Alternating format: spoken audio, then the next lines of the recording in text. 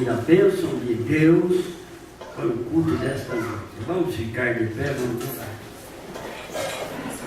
Louvado seja o teu nome, Senhor. Nós te louvamos, nós te agradecemos por este momento de culto, momento que devemos estar na tua presença para ouvir a tua voz, sentir a tua mão sobre nós.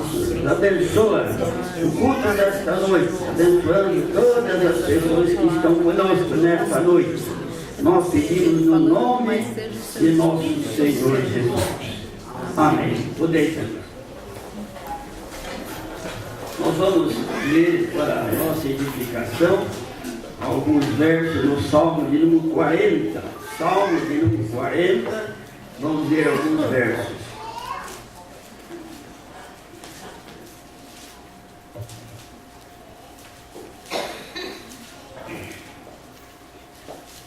Salmo de número 40.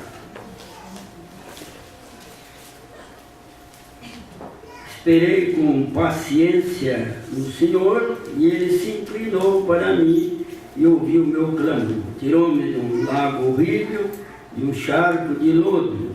Pôs os meus pés sobre uma rocha, firmou os meus passos, e pôs um novo cântico na minha boca, um hino ao nosso Deus. Muitos o verão e entenderão, e confiarão no Senhor. Bem-aventurado o homem que põe no Senhor a sua confiança, que não respeita os soberbos, nem os que se desviam para a mentira. Até o verso 4, no Salmo de número 40. Que Deus esteja abençoando a palavra que já foi lida nesse instante. Vamos ter um momento de louvor nesse instante.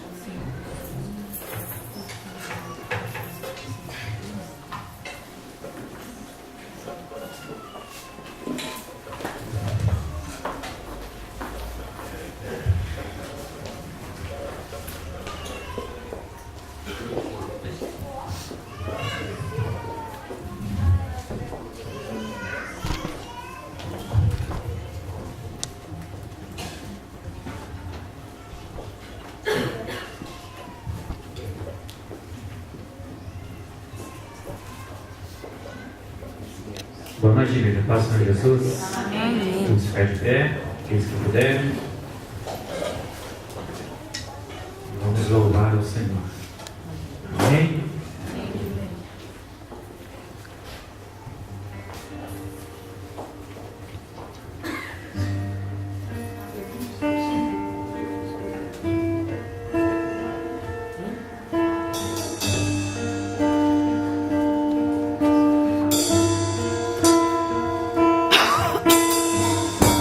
Louvemos ao Senhor.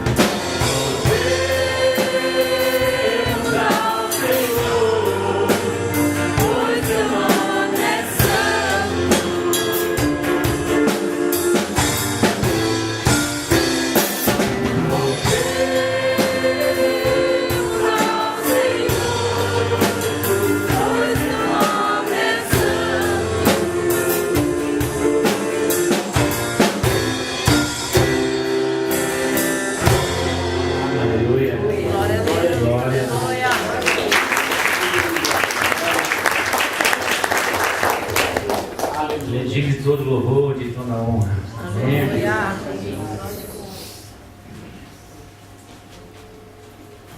E é Ele que nos guarda. Se você está passando hoje pelo vale, lembre-se que Ele está contigo. Amém.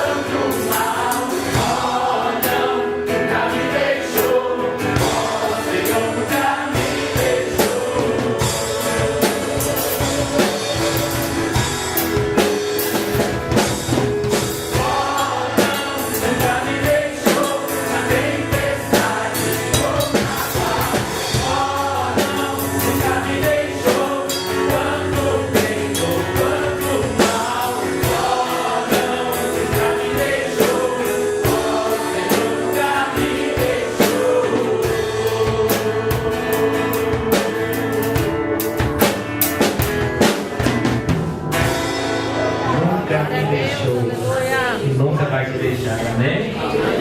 Aleluia. Porque Ele é fiel.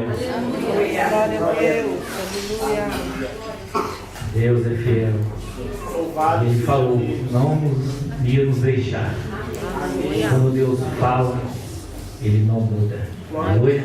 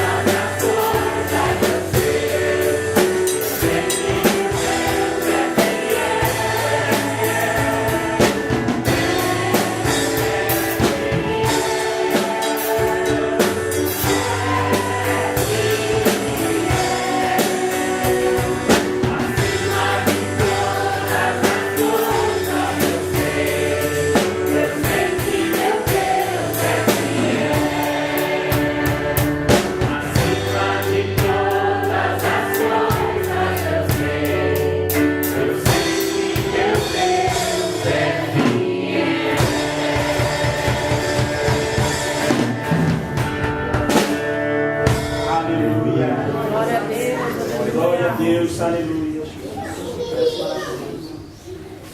Glória a Deus que tu és fiel.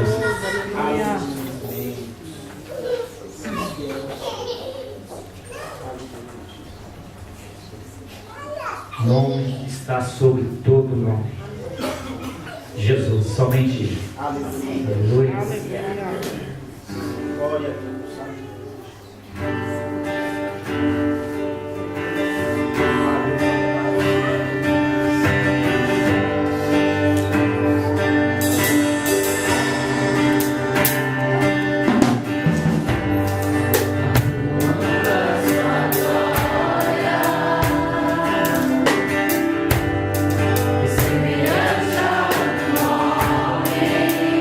Desvazio,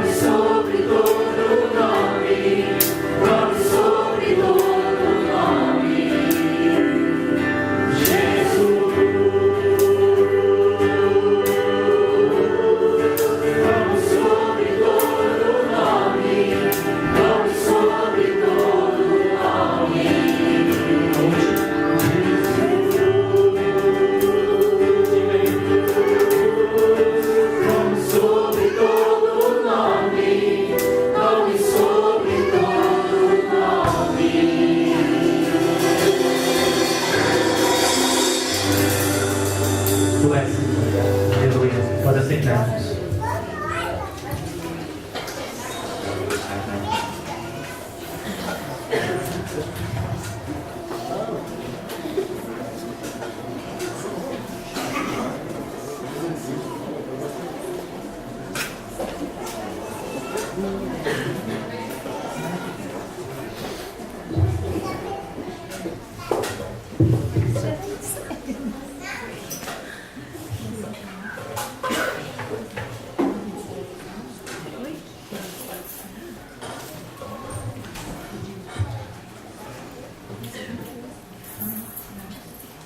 Nós vamos ler a palavra de Deus no Evangelho de São Mateus. São Mateus, capítulo 27, do verso 45 em diante. Mateus, capítulo 27, do verso 45 em diante.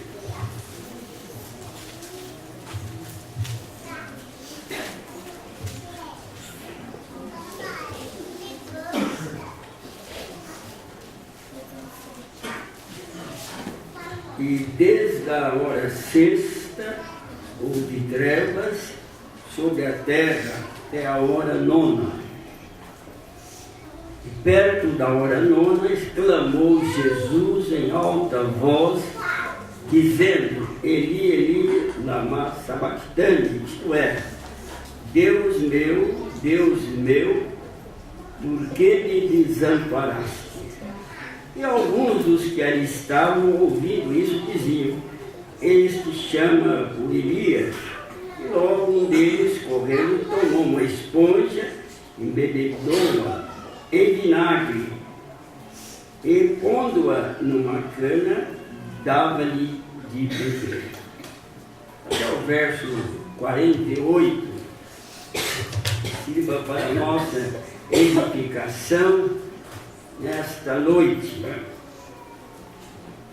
Jesus então disse numa das horas, vamos dizer, humanamente falando, porque Jesus tinha a parte humana e a parte divina. Vamos analisar neste momento a parte humana de Jesus. No momento, lá na cruz, ele disse: Deus meu, por que me desamparaste? Às vezes, as pessoas que não entendem podem até chamar: por que será que Jesus, sendo o Filho de Deus, num momento desses, ele disse: Deus meu, por que me desamparaste? É que ali ele estava, vamos dizer, interpretando a parte humana dele, né? Porque Jesus também era humano. Ele sentia sede, sentia fome. Jesus chorava, na verdade. Então, neste momento, ele diz: Deus meu, por que me desamparaste? Existe uma fase da criança que nós chamamos a fase do porquê. A criança quer saber o porquê de todas as coisas, não é verdade? Uma vez eu viajava com um parente meu de São Paulo para Santa Cruz, e ele tinha um menino dele, mais ou menos de uns 6 anos, e esse menino, a viagem toda, ele fazia uma pergunta. Ele via um cartaz lá na frente, ele perguntava sobre aquele cartaz. Tudo que ele via, ele perguntava para o seu pai. E nem sempre o pai dele também tinha uma resposta adequada, né, para ele. Às vezes os filhos, os nossos filhos, fazem certas perguntas que deixam o pai meio em dificuldade, não é verdade? Então é a fase do porquê, né? E às vezes, por que você mudou desta casa para aquela outra casa? Às vezes nós perguntamos para a pessoa: por que você viajou? O que você foi fazer? Por que você não bebe? Por que você não fuma? E assim por diante. Existem muitas perguntas que nós recebemos através da nossa vida. Mas Jesus, num dos momentos, vamos dizer, difíceis da sua vida, ali na cruz do Calvário, ele disse: Deus meu, por que me desamparaste? Nós vemos que há muitas pessoas na palavra de Deus também foram desamparadas, né? O apóstolo São Paulo teve uma situação da sua vida que ele estava sentindo sozinho, desamparado, né? E ele disse assim, falando a respeito de Demas, né? Demas me desamparou, amando o presente século. Então Paulo também sentiu um pouco de desamparo. Ele era um homem de Deus, é verdade, mas houve um momento da sua vida que ele se sentiu desamparado. O próprio Jesus Cristo, que esteve ao seu lado, vamos dizer, aqueles discípulos que o acompanharam em sua vida, o acompanharam em seu ministério, né? Num dos momentos difíceis de Jesus, quando ele era levado para a cruz, ele também sentiu-se desamparado pelos discípulos. Elias também, prezados irmãos, há um momento da vida dele, ele foi um servo de Deus, um homem poderoso na oração, né? Um ministério, vamos dizer, glorioso, mas houve um momento da vida dele que ele disse: eu fiquei só e procuram a minha vida. Eu fiquei só e procuram a minha vida. Ele estava fazendo referência à mulher de Acabe, que havia prometido matá-lo, né? No outro dia. Então ele disse essas palavras: eu fiquei só e procuram tirar a minha vida. Jesus também, lá no alto da cruz, sentiu-se sozinho, né? Deus meu, porque tu me desamparaste, né? Ele estava falando pela parte humana. E a parte humana de Jesus sofrendo na cruz do Calvário: Deus meu, porque me desamparaste. Quantas vezes também nós pensamos desta maneira? A pessoa às vezes diz assim: por que, Senhor, eu estou passando por esta fase tão difícil na minha vida? Nossa, às vezes lá na nossa solidão, no nosso sofrimento, nós fazemos também esta pergunta: eu não entendo, Senhor, o que está acontecendo na minha vida. Será que eu posso resistir este momento tão difícil? Será que eu posso resistir esta prova? Jesus também passou por isso. Deus meu, por que me desamparaste? Parece que às vezes o homem é desamparado por Deus. Por que este sofrimento? Nós sabemos que o sofrimento ele faz parte da vida humana. Não mais pensar porque você é um cristão, você já entregou a sua vida para Jesus, que a sua vida vai se tornar um mar de rosas. Não, às vezes nós também temos os nossos momentos de dificuldade e às vezes também nós perguntamos: por que, Senhor, esse sofrimento? Paulo também sofreu na vida dele.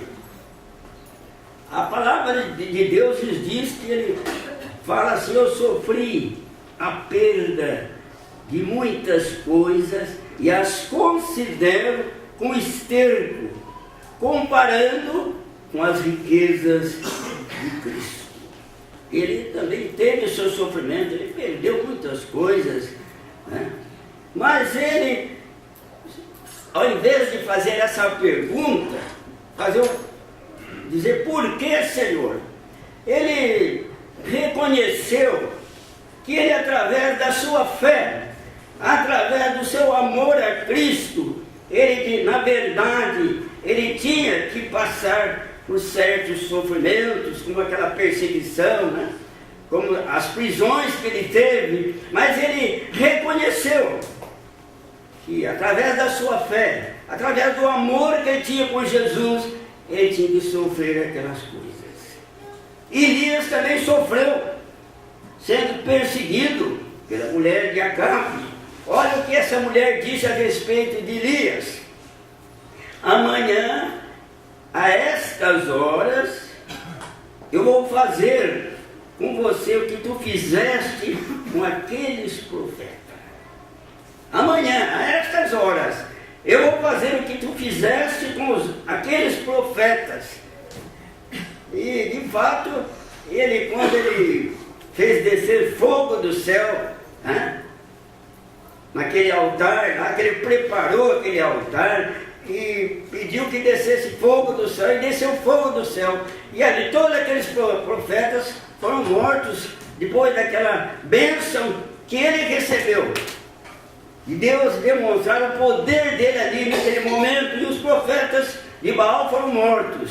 Então esta mulher disse: amanhã, ela fez uma promessa para ele: amanhã, a estas horas, vai acontecer isso com você. Mas de fato, ele, vamos dizer, apesar dessa perseguição, ele é um homem de Deus, né? Deus vem do lado dele, traz um conforto para ele, manda que ele se alimente bem, e ele então faz aquela jornada de 40 dias e 40 noites, né? Seguindo, vamos dizer, os propósitos que Deus tinha para a sua vida. Então ele também sofreu na sua vida. O filho pródigo sofreu também.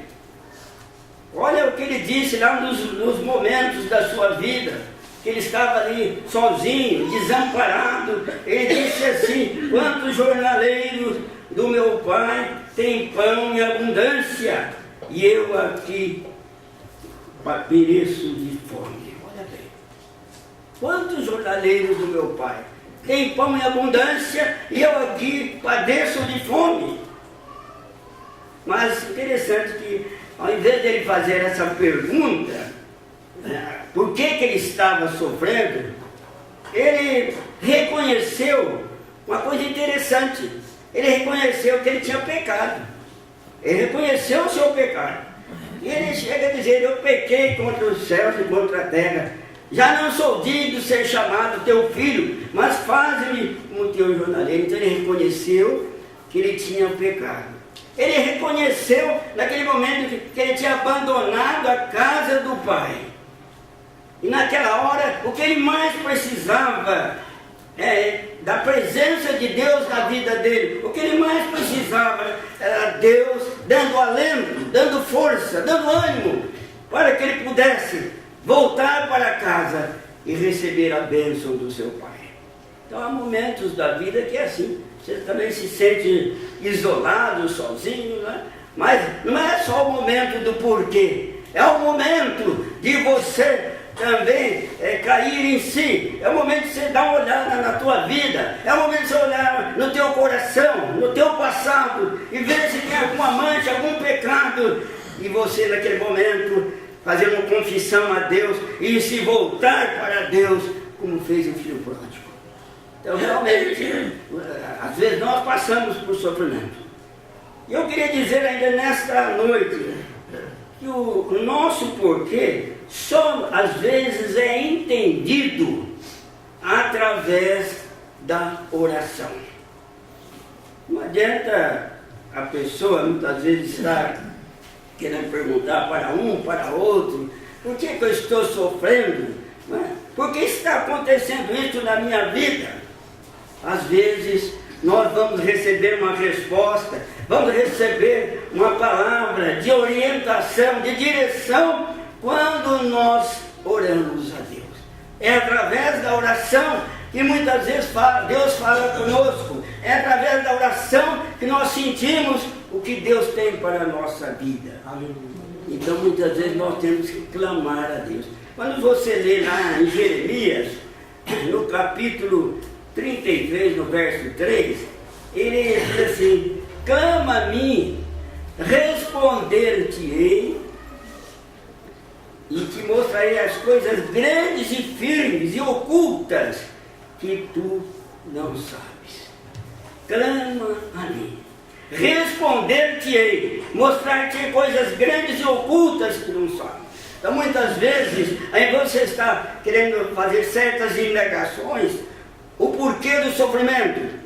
Você tem que orar a Deus, buscar a Deus através da oração. Ter um costume de orar na sua vida, ter um hábito de oração na sua vida. Nós vemos que tanto Daniel como Davi, eles oravam 3 vezes por dia, buscando a face de Deus, buscando a orientação de Deus para as suas vidas. Então, prezados irmãos, uma das coisas que nós devemos fazer quando nós estamos passando por sofrimento é buscar a Deus através da oração, clamar a Deus. E o texto diz aí, responder-te-ei. Deus responde. Deus tem uma resposta para a tua vida. O homem aí fora, às vezes, não tem uma resposta. Às vezes você está passando por sofrimento, você vai perguntar para um pastor ou para uma pessoa, e às vezes a pessoa pode errar também na resposta. Tem gente que pensa que tudo, põe toda a culpa no diabo. Ah, é o diabo, o diabo tem uma cota larga, viu? Tudo é o diabo. Não, tem certas coisas que elas são provenientes da nossa própria vida, do nosso próprio erro, das nossas próprias falhas, e nós falhamos e nós erramos, e às vezes ele fala, mas foi o diabo, não foi ele não. Há momentos, nós é que muitas vezes abrimos certas brechas na nossa vida, e o inimigo realmente, nós falamos que é o inimigo, não, nós é que estamos errados. Nós erramos e não reconhecemos o erro. Mas nós vemos então que aqui ele fala assim, responder-te-ei. Só Deus tem uma resposta certa para a tua vida. Davi, ele tem um texto que lá foi bom o Senhor ter me afligido para que eu contemplasse a sua lei. Olha bem, foi bom o Senhor ter me afligido para que eu contemplasse a sua lei. É verdade, muitas vezes Deus nos coloca em sofrimento, em momentos difíceis, e neste momento é que nós aprendemos que nós necessitamos de Deus na nossa vida, que nós necessitamos da presença de Deus na nossa vida, que homem algum pode trazer uma solução para a nossa vida. Por isso que ele diz, foi bom eu ser aflito, eu aprendi da tua lei, eu aprendi a respeito da própria vida. Só Deus, muitas vezes, pode amainar os nossos sofrimentos, dar ânimo para o nosso coração e para a nossa vida. Uma outra coisa interessante para o sofrimento, não é somente a oração. Às vezes, você tem que ser uma pessoa paciente também no sofrimento. O Salmo 40, que já foi lido esta noite, ele diz, esperei com paciência no Senhor, e Ele inclinou para mim e ouviu o meu clamor.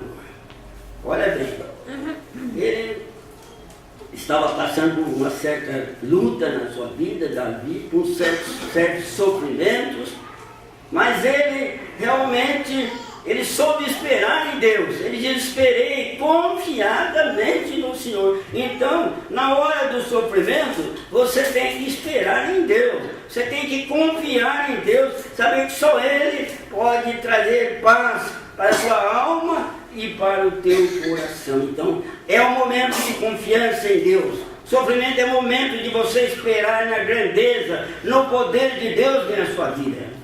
Davi soube esperar. Ele estava sempre cercado de tantas lutas, de tantas dificuldades, né? Mas ele soube esperar na grandeza de Deus, na mão de Deus em a sua vida. O que aconteceu? Então ele dá a resposta. Deus me tirou de um charco de lodo, colocou-me sobre a rocha, firmou os meus passos e pôs um novo cântico nos teus lábios, um hino ao nosso Deus. Olha como que ele se comportou diante do sofrimento. Ele não ficou fazendo muitas perguntas para Deus. Por que está acontecendo isso? Por que está acontecendo aquilo? Não. Ele esperou na presença de Deus. Ele esperou na grandeza de Deus. Ele esperou na resposta de Deus. Aleluia. E Deus deu uma resposta para ele. Ele me tirou do charco de lodo, colocou-me sobre a rocha e pôs um novo cântico no meu lado. Deus faz assim com a gente, viu? Na hora do sofrimento, não adianta estar procurando por pessoa para saber a resposta. Por que você está sofrendo ou não? É a hora de você se curvar diante de Deus. É a hora de você se inclinar diante de Deus e buscar a presença de Deus, esperando o Senhor. E Ele vai dar uma palavra, vai dar uma resposta para a tua vida. Ele vai tirar você do charco de lodo, de todos aqueles problemas, vai colocá-lo sobre a rocha, e você vai ter um novo cântico no seu coração, um novo cântico na sua vida. Senhor meu, por que tu me desamparaste? Jesus, humanamente falando, ele se sentiu desamparado naquela hora difícil de sua vida, pregado na cruz do Calvário. Realmente, às vezes parece que nós estamos desamparados, mas Deus é eterno, Deus é presente, Deus é onipresente, Deus está sempre conosco, não é verdade? E às vezes no sofrimento serve muitas vezes para nos colocar na presença de Deus. O sofrimento serve muitas vezes para nós ajustarmos a nossa conta com Deus. O sofrimento serve para nós fazermos uma análise da nossa própria vida. O que eu tenho no meu coração? Eu tenho perdoado meu irmão, eu tenho amado meu irmão, eu estou isento de pecado. É momento, o sofrimento é para isso. Por isso que José, numa das suas palavras, ele diz: Deus me fez crescer na terra da minha aflição. Então, o sofrimento, às vezes, é uma bênção para a pessoa, que vai colocá-la mais perto de Deus. Há muita gente que não gosta de orar, mas no sofrimento ela começa a orar a Deus. Há muita gente que não gosta de ir na igreja, mas na hora do sofrimento ela procura a igreja. Então, o sofrimento, às vezes, se torna uma bênção para a pessoa. Glória a Deus. E verdade, é no sofrimento que nós buscamos a Deus em oração. Clama a mim, responder-te-ei. Dir-te-ei coisas grandes e ocultas que tu não sabes. Esperei com paciência no Senhor, e Ele ouviu o meu clamor. Tirou-me de um charco de lodo, me colocou sobre a rocha. E Deus esteja abençoando a tua vida nesta noite, abençoando o teu coração nesta noite. Nós não sabemos que tipo de sofrimento você está passando, mas Deus sabe. Coloque a sua vida cada dia mais na presença de Deus. Espera a resposta não do homem, mas a resposta de Deus. E Ele vai dar uma bênção para o teu coração, uma bênção para a tua vida. Que Deus nos abençoe, amém? Amém. Nós vamos nesse instante passar a celebração da ceia do Senhor. É um momento de nós nos colocamos na presença de Deus, para refletirmos a respeito da nossa própria vida. Vou convidar a Irene e o Claudemir para nos ajudar nesse instante na entrega dos elementos.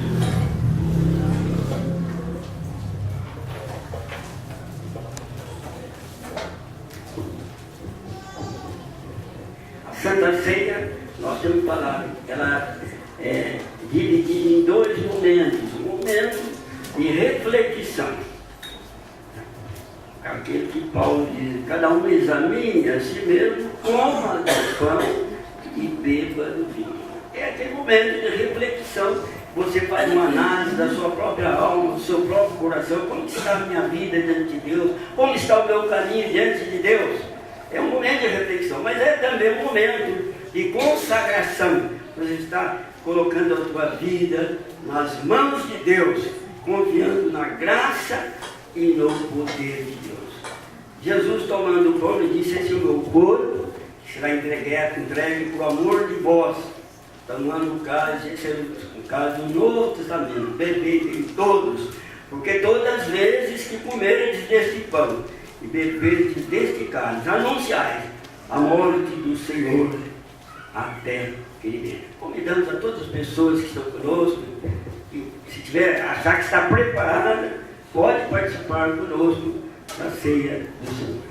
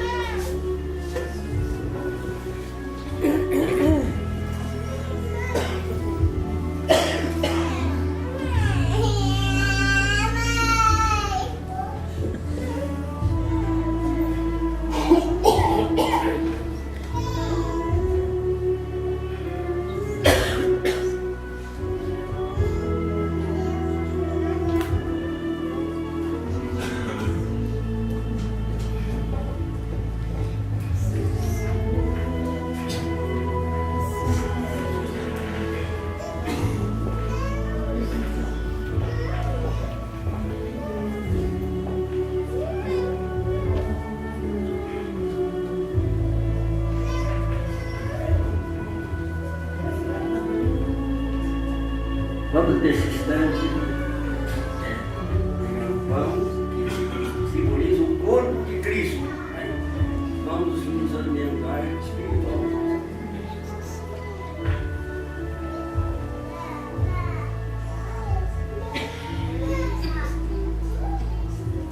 Esse cálice simboliza o sangue de Jesus derramado na cruz do Calvário. Vamos tomar nesse instante.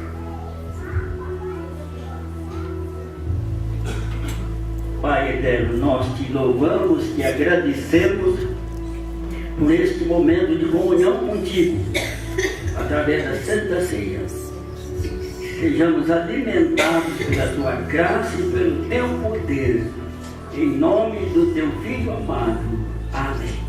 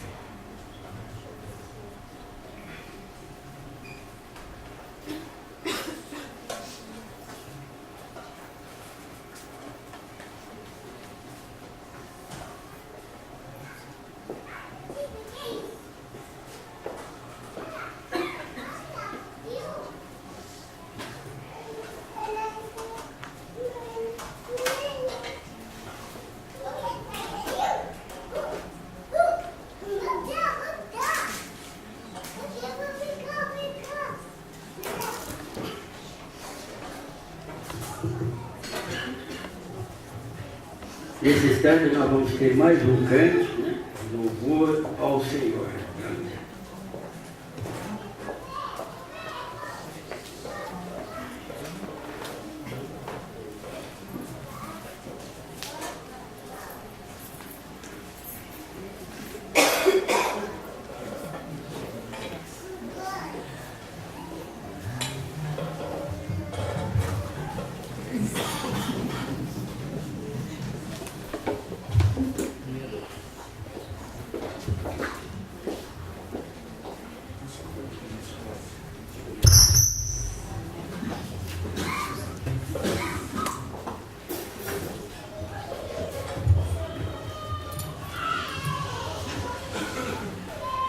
Vamos ficar de pernas?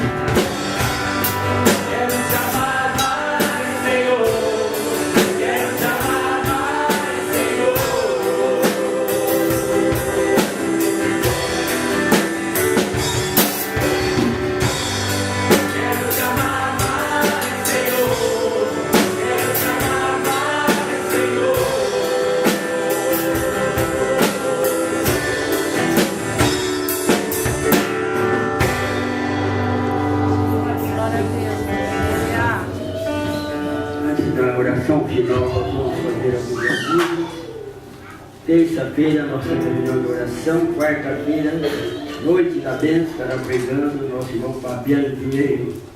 Sexta-feira, noite da libertação, organizada pelas mulheres. Que Deus possa estar abençoando sua vida, o seu coração. Queremos agradecer a presença de todos os irmãos visitantes. Aqui nós temos a presença de dois visitantes importantes, né? Diane e Neto, né? São os filhos do Carlinhos, né? Na placa, né?